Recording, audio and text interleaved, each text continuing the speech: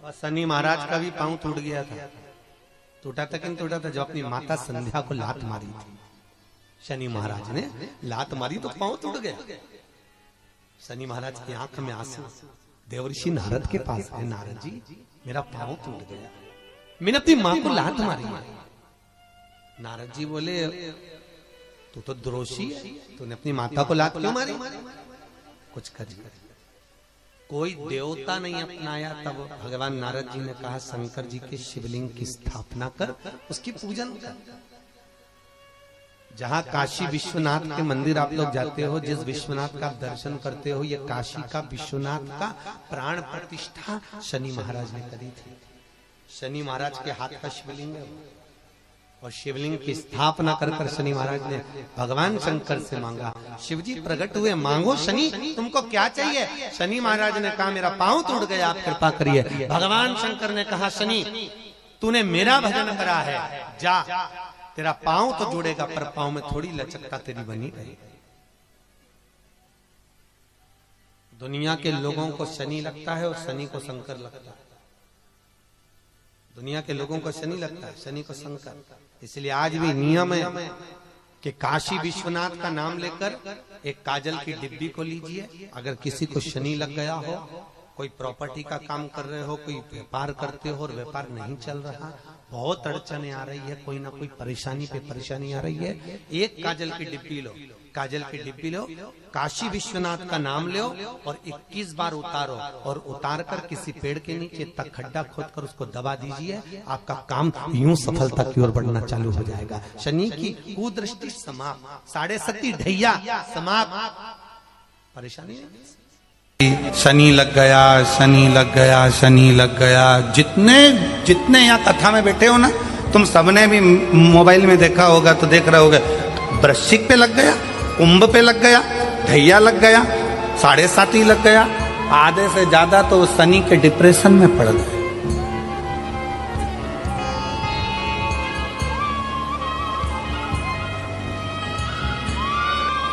अरे भाई, शिव महापुराण की कथा को उठाकर देखिए। दुनिया के लोगों को शनि लगता है, शनि को शंकर लगता है।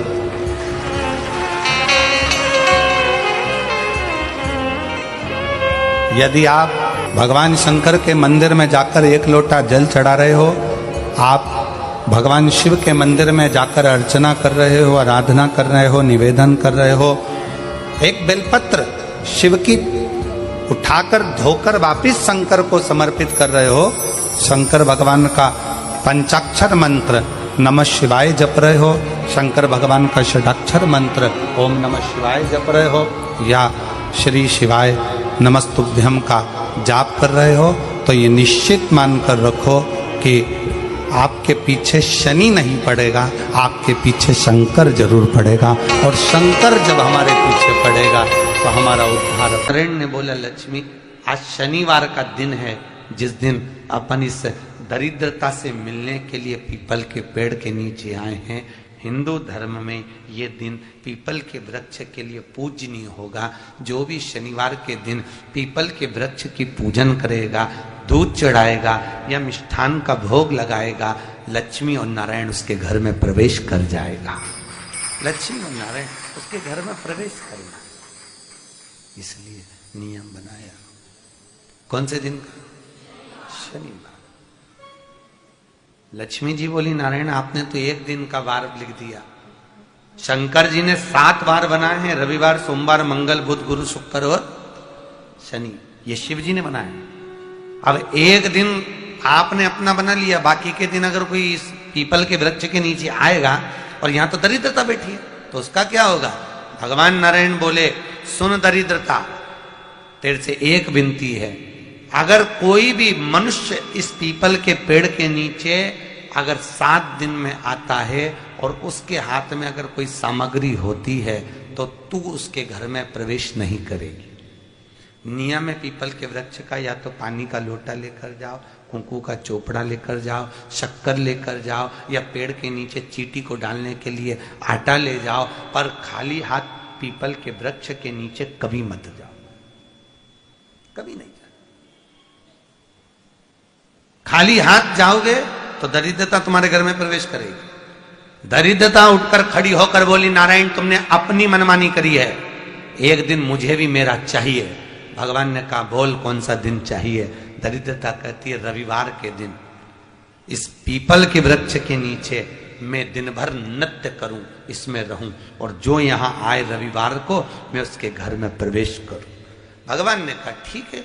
दरिद्रता, रविवार का दिन एक ऐसा दिन रहेगा जिस दिन तू इस पीपल के वृक्ष के नीचे नृत्य करेगी, और जो आएगा इस पीपल के वृक्ष के नीचे तो उसके साथ प्रवेश करेगी। मैंने तुझे वर दिया। इसलिए हमारे यहाँ केवल पीपल का वृक्ष अगर दीवार में भी लग जाता है ना, किसी की फैक्ट्री की दीवार में, किसी के घर की दीवार में पीपल का वृक्ष अगर लग जाता है, पीपल का पौधा लग जाता है, उसको कितना भी तोड़ लो वो वापस लग जाएगा। फिर तोड़ोगे फिर लग जाएगा। अगर पीपल के पौधे को तोड़ना है तो केवल रविवार का दिन एक नींबू, एक मिर्ची और बमूल का कांटा, ये 3 चीजें रखने के बाद में आधे घंटे बाद रविवार के दिन पीपल के पेड़ को उखाड़ कर फेंक दो। दूसरी बार कभी पीपल दीवार में लगता ही नहीं, कभी नहीं लग सकता। केवल एक रविवार का, केवल एक संडे, इतवार का। घर में दीवानों पर अगर पीपल लग भी गया है, इसलिए पीपल के वृक्ष को उखाड़ने का, अगर घर में पीपल लगा हुआ है या पीपल का पौधा हमारे घर में लग गया, उसको उतारना, निकालना, लगाना, तो पीपल के वृक्ष को अगर निकाला जाता है तो रविवार के दिन, और अगर पीपल के वृक्ष को कहीं लगाया जाता है तो सोमवार के दिन या मंगलवार के दिन, बुधवार के दिन, इन दिनों में लगा सकते पीपल के वृक्ष कहीं लगाना। शनिवार का दिन एक ऐसा दिन होता है जिस दिन पीपल के वृक्ष को कहीं जाकर लगाया नहीं जाता, क्योंकि शनिवार के दिन पीपल के वृक्ष के नीचे लक्ष्मी रहती है। हम अपने हाथों से अगर पीपल का वृक्ष किसी दूसरी जगह पर शनिवार को रोपित करते हैं तो हमारे घर की लक्ष्मी अपने घर से छिन्न होकर चली जाती है। इसलिए शनिवार के दिन पीपल लगाया नहीं जाता, किसी के घर जाकर उसको वापस पलटा नहीं जाता। लग गया उसको डाल। प्रभु मेरी धर्म पत्नी को कहाँ रखूं आप बताओ। वो तो जहां यज्ञ होता है, अनुष्ठान होता है, दान होता है, पुण्य होता है, सत्कर्म होता है, वहां जाने को तैयार नहीं। अब करूं क्या? भगवान ने बोला एक काम करो। दुर्वासा जी बोले जिसके यहां रात्रि में बर्तन झूठे पड़े रहते हो उसके घर में इस दरिद्रता को लेकर तुम प्रवेश कर जाना।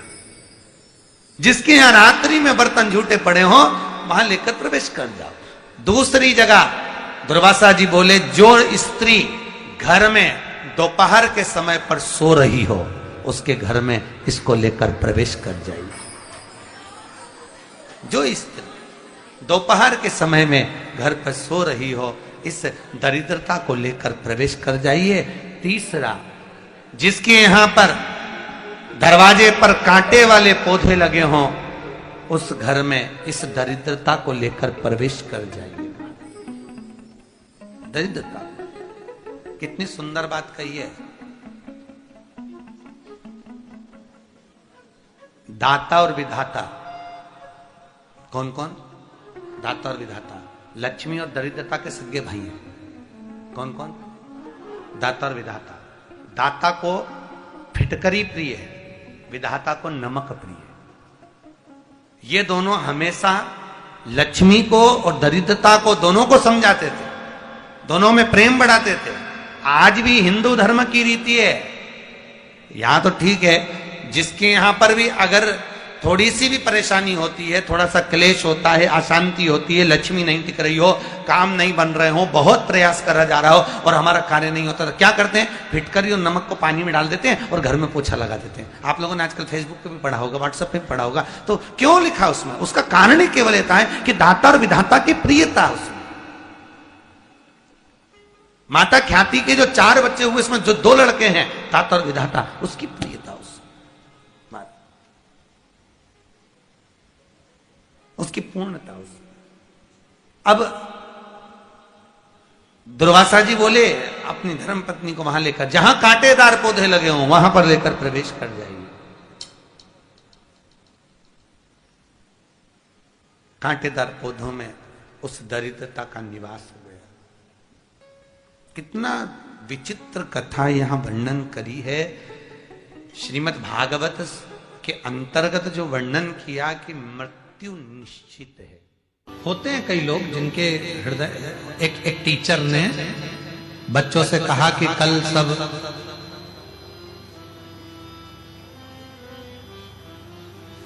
गाय, चूहा, बिल्ली और कुत्ता, इन चारों का चित्र बनाकर लाना। अब उस क्लास में एक बच्चा था, वो बहुत आलसी था, बहुत आलसी। वो कभी अपनी पेंसिल ही नहीं चलाता, इतना आलसी। और टीचर ने कह दिया कि कल आओ तो गाय, कुत्ता, बिल्ली और चूहे का चित्र बनाकर लाओ। दूसरे दिन सब बच्चे चित्र बनाकर लाए। वो बच्चा, आलसी बच्चा भी आया और सबने अपनी अपनी कॉपी खोल ली। वो आलसी बच्चे ने भी अपनी कॉपी खोली। टीचर ने पूछा चित्र बना के लाए? सब बच्चों ने कहा हाँ सर लाए। लाओ जरा कॉपी दिखाओ। सबने कॉपी दिखाई। वो आलसी बच्चा भी अपनी कॉपी निकाला और दे दिया। और जैसे ही उसने अपनी कॉपी दी तो वो तो पूरी की पूरी कोरी थी, उसमें कोई चित्र नहीं था। टीचर ने पूछा क्यों? तुमने चूहा, बिल्ली, कुत्ता, गाय का चित्र नहीं बनाया? बच्चे ने कहा सर बनाया था। कहां है? सर मैंने पहले चूहे का चित्र बनाया। ठीक है, कहां है? तो सर जब बिल्ली बनाई ना तो वो चूहे को खा गई।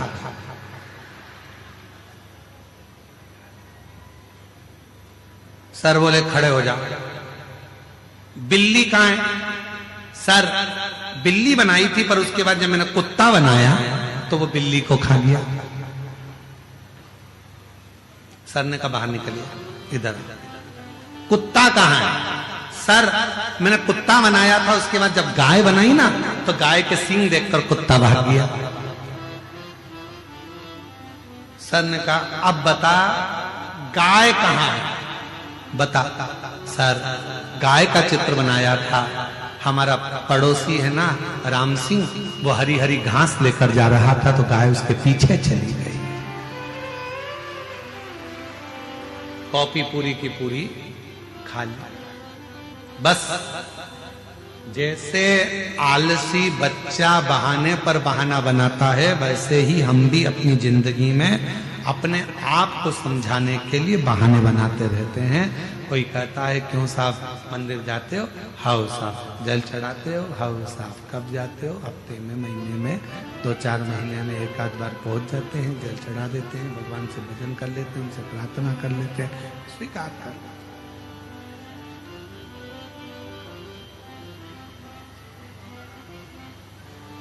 स्वीकृत कर दिया।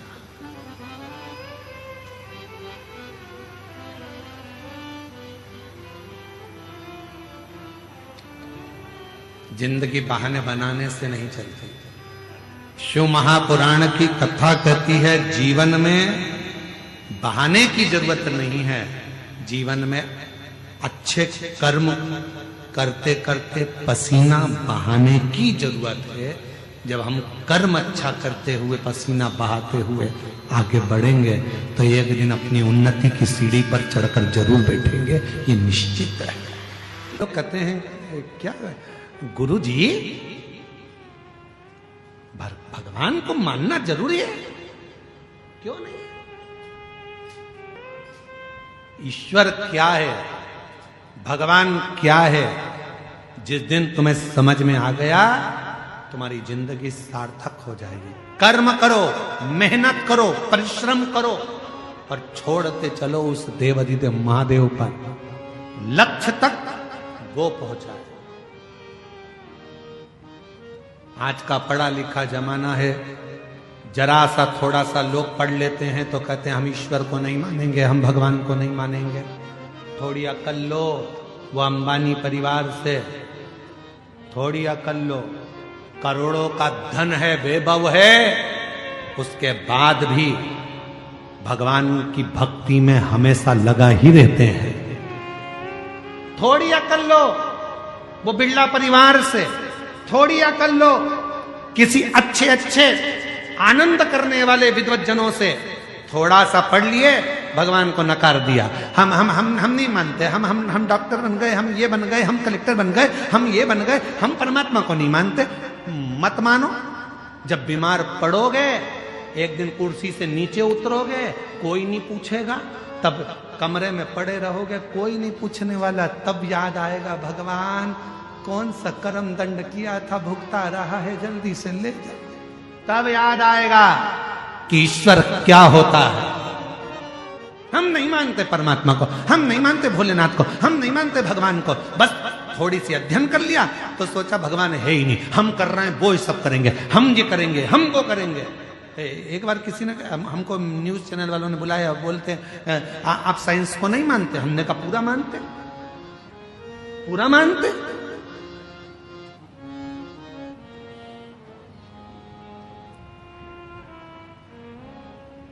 पर आप तो कहते हो कि एक लोटा जल सारी समस्या का हल। हमने कहा बिल्कुल हम ये कहते हैं, क्योंकि एक समय ऐसा आता है डॉक्टर इलाज करने जाता है, ऑपरेशन करने जाता है, और जब ऑपरेशन बिगड़ता है तब डॉक्टर भी आखिरी में कह देता है अब उसके हाथ में है। मतलब डॉक्टर को भी मालूम है कि एक डॉक्टर और बैठा है जो तुरंत निर्णय पलट देता है और कुछ ना कुछ अच्छा कर देता है, ये उसको भी मालूम है। फिर कहा आप साइंस को नहीं मानते? हम मानते। हम कहां नहीं मानते, पर हम साइंस को पूरा कब मानेंगे? जब दुनिया में से लोग कहते हैं आज साइंस ने बच्चे पैदा करना चालू करे, आज साइंस ने ये करा, आज साइंस ने वो करा। तो हम जब मानेंगे जब दुनिया में से कोई मरना बंद कर देगा, तब जाने कि साइंस ने कोई बहुत बड़ा काम किया। अब पृथ्वी पे से कोई मर ही नहीं लिया, सब यही है, सब यही। हम मानेंगे, हम नहीं, हमेशा नहीं कहते कि नहीं मान, हम आज भी मानते हैं बहुत कुछ करा। आज साइंस ने बहुत उत्थान करा, बहुत कुछ हमारे मेडिकलों में, हमारी चिकित्सा में बहुत साथ दिया, सब कुछ मानेंगे। पर तुम अगर ईश्वर को नकार दोगे तो हम ये नहीं मानेंगे। ईश्वर को नकारा कि हम नहीं मानेंगे। ईश्वर ईश्वर है, एक दिन उस परमात्मा की शरणागति ग्रहण करना ही पड़ती है। इसलिए निवेदन है खूब पढ़ो, खूब उन्नति करो, खूब बढ़ो। मेरे बेटा बेटी खूब चार चांद लगाएं, पर अपने उस सनातन धर्म को ना भूलें, उस ईश्वर की शरणागति ना भूलें, भगवान देव अधिदेव महादेव की भक्ति ना। अपने सनातन को मत भूलो। दूसरे कहेंगे हमारे साथ चलो, कोई ईश्वर नहीं है, कोई भगवान नहीं है, देवताओं को मत पूछो क्यों पानी चढ़ा रहे हो, क्यों भगवान को मना रहे हो। दुनिया के लोग कहेंगे क्यों? क्योंकि वो चाहते हैं कि आप सनातन धर्म छोड़कर हमारे धर्म में आ जाओ। ईश्वर को पूछना बंद कर दो, भगवान को पूछना बंद कर दो, कथा सत्संग भागवत रामायण गीता बंद कर दो, ये वो चाहते हैं। पर याद रखना अंतिम गति इसी में है, इसी में। झूठी पत्तल खाने दूसरे धर्म में मत जाना, भले अपने धर्म की सूखी रोटी खा लेना, पर दूसरे धर्म में प्रवेश मत कर। सूखी रोटी खा लो, नहीं जाए रहो। दिया भभूति मच्छेंद्रनाथ जी ने थोड़ी सी भस्म दे दी, ले पति और पत्नी दोनों खा लेना। पति गुस्से में आ गया, भस्म खाने से, भभूति खाने से क्या बच्चा हो जाएगा, संतान हो जाएगी? भभूति ली पत्नी के हाथ से और खुद ने भी नहीं खाई, पत्नी को भी नहीं खाने दी।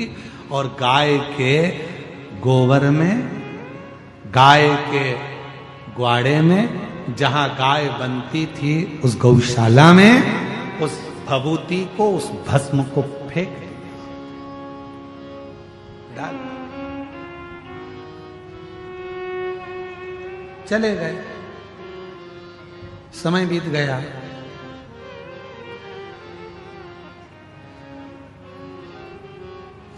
बारह साल निकल गए।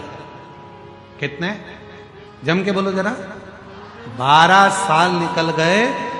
12 साल के बाद गुरु मच्छेंद्रनाथ उस गांव में फिर आए और गुरु मच्छेंद्रनाथ जी ने आकर प्रवेश किया। वो महिला दिखी। महिला से पूछा, मां तुम्हारे घर में तो अब बेटा आ गया होगा? मां बोली, नहीं, मेरे घर संतान नहीं। संतान नहीं? नहीं। क्यों? भस्म दी थी वो नहीं खाई, विश्वास नहीं था। धर्म पत्नी ने, वो स्त्री ने कहा, बाबा मेरे पति ने हाथ में से वो भस्म लेकर, वो भभूति लेकर